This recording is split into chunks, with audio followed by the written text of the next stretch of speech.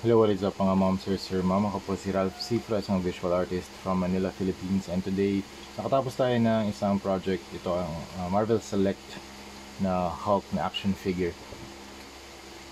Thank you very much Figs Purchase for this. And na hinalo ako sa bidding for this. Magkano nga pala to? 2,000, parang 2,500, parang 2,500 pesos only.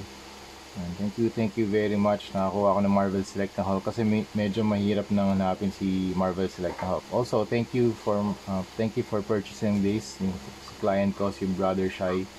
Thank you bro. Ayan. So, ang ginawa nating step dito, nag-prime muna tayo ng flat primer.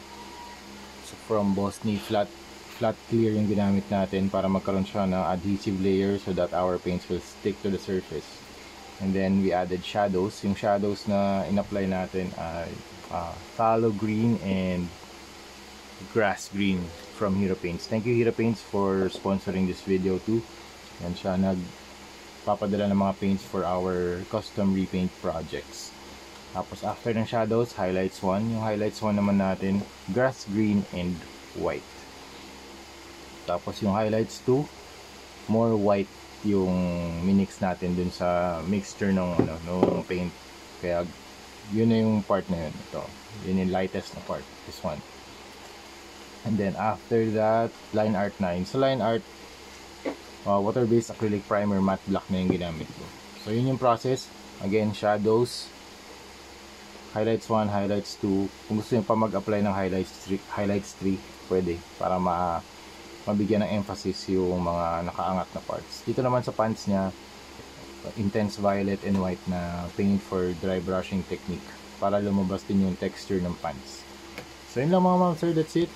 Yun lang ating natapos na project for today, and marami pa tayong next na projects. Meron pa pala siyang alt head, this is the alt head. Tapos ito na yung mga extra hands. Okay?